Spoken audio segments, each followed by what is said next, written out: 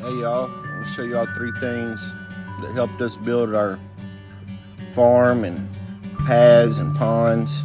And we started with the backhoe, and then we moved to the little tractor, and now we have the Bobcat excavator. And it's made life easier on the farm. Just wanted to share y'all 3 things that will make life easier if you're building or planning to build you a farm. First, I'd recommend the backhoe.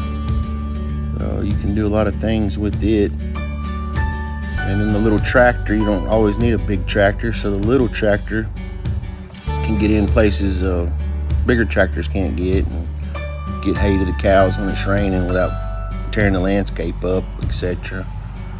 And then the Bobcat track hoe, it's really good for digging you a pool for your cattle, and about anything else, clearing brush. It's got a blade on the front, so you can use it to push dirt, maintain your roads, build you a road, etc.